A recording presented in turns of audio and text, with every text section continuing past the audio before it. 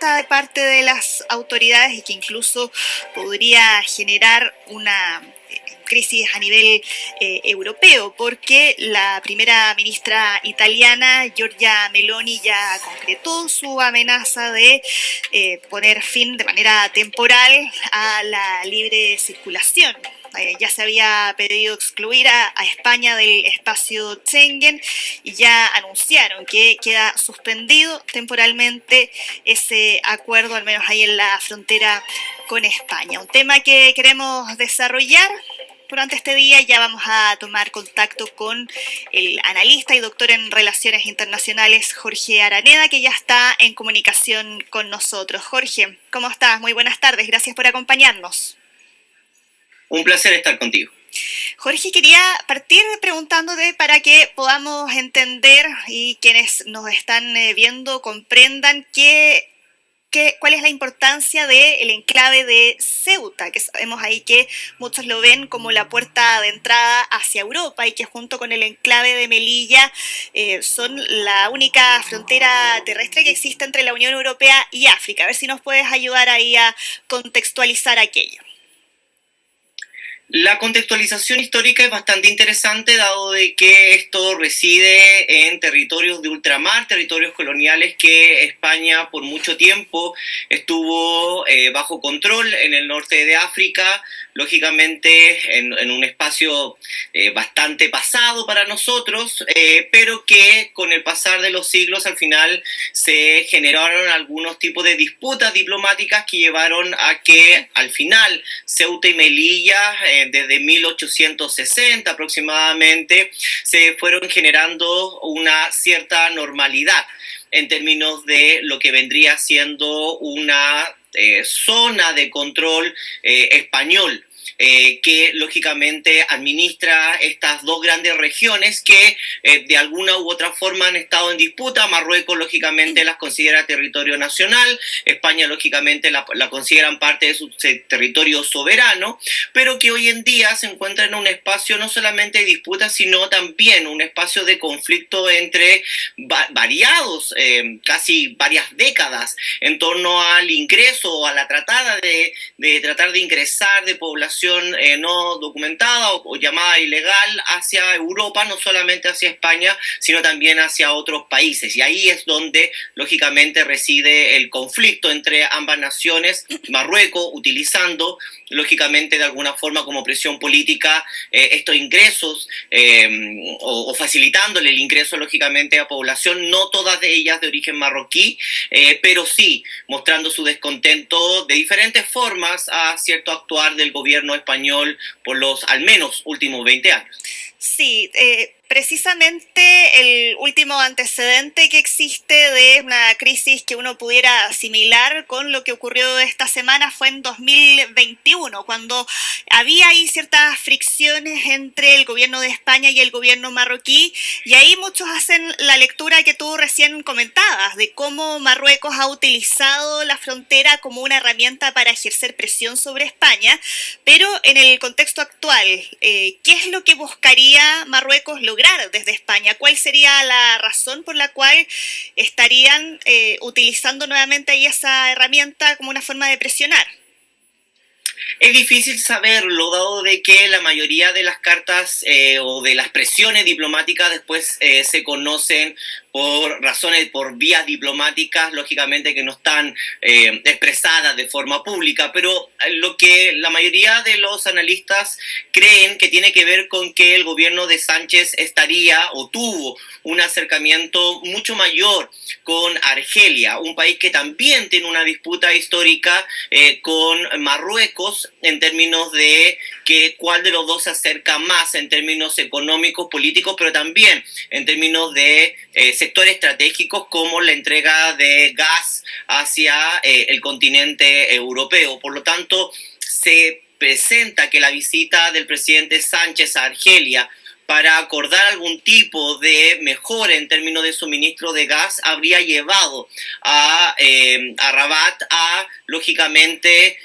llevar o tratar, lógicamente, de presionar al gobierno español, aprovechando el Día del Trono, que tiene que ver con una celebración particular de la entronación del actual gobernante marroquí, para alegar de que, lógicamente, no tenía o no había desplegado la fuerza suficiente de policía y había dejado de resguardar, lógicamente, el perímetro de Ceuta, llevando a cabo, lógicamente, este ingreso de casi 60.000 personas a este enclave, los cuales, lógicamente, no sabemos, pero probablemente no la mayoría de ellos son de origen marroquí.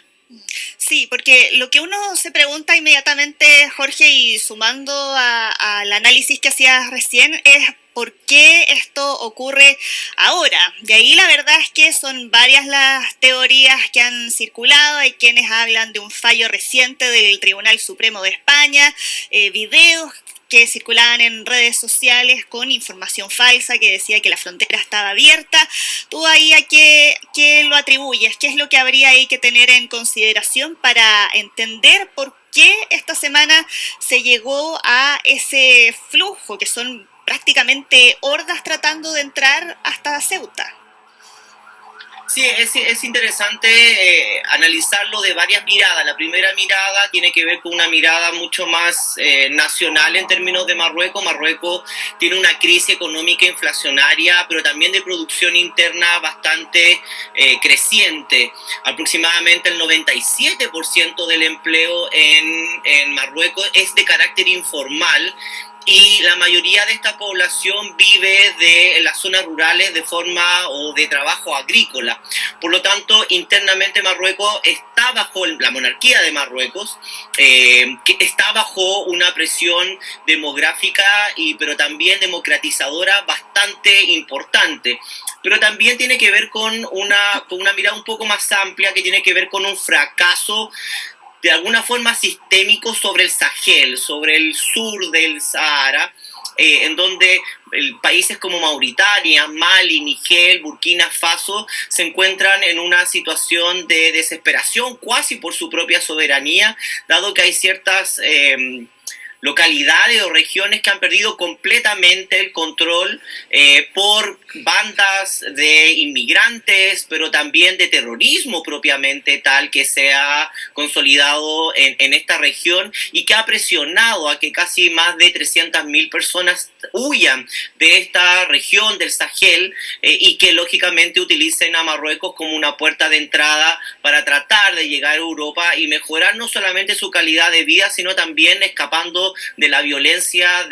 desatada, lógicamente, en algunas regiones. Por lo tanto, aquí está el gran problema de este paradigmático aliado de Occidente que vendría siendo Marruecos, que utiliza, lógicamente, esta posición de contener, de que Europa lo busca tener buenas relaciones con Marruecos como lo tuvo con Turquía, tratando de que estos países logren contener, lógicamente, esta enorme cantidad de inmigrantes que buscan de alguna forma llegar a Europa, aunque en el caso técnico, en realidad la puerta de Europa sigue siendo Italia, Sí.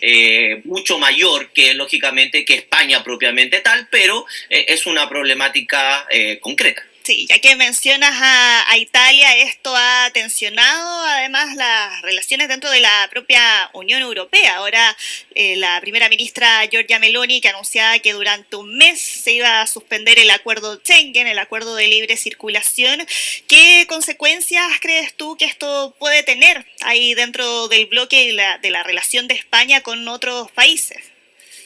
Bueno, Ceuta y Melilla no es parte del acuerdo Schengen y por lo tanto no habría un problema, pero sí de alguna forma lo que se ve es una narrativa anti-inmigrante, disculpen, y islamofóbica, en tanto de que es utilizado y ha sido utilizado y será utilizado, muy probablemente seguirá siendo utilizado, la inmigración no legal o de otras o de personas indocumentadas de origen africano africano o árabe o de origen islámico, musulmán,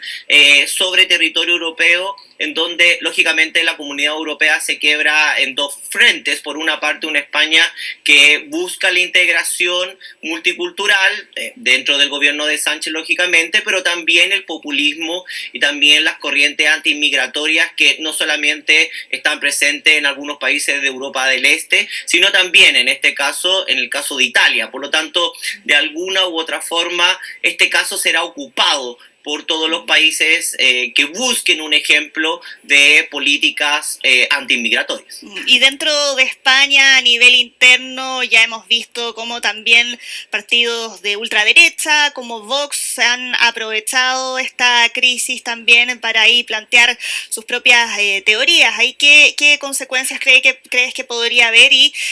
qué podría hacer concretamente el gobierno? Porque ya hemos visto que casi la mitad o poco más de la mitad ya han sido devueltos a Marruecos, que se ha desplegado el ejército, pero también desde el gobierno de Ceuta le estaban pidiendo declarar emergencia nacional, desde el gobierno respondían con temas migratorios, eso no es algo que se pueda hacer, eso es más bien propio de catástrofes, de desastres naturales, pero ¿qué herramientas sí podría utilizar el gobierno español para hacer frente a esta crisis? Bueno, en primer lugar,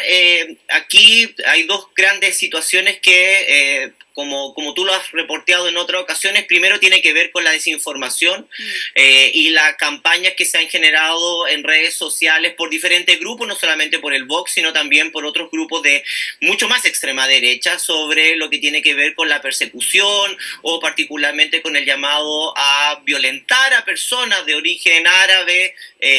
marroquí o particularmente extranjeros africanos que residen de forma legal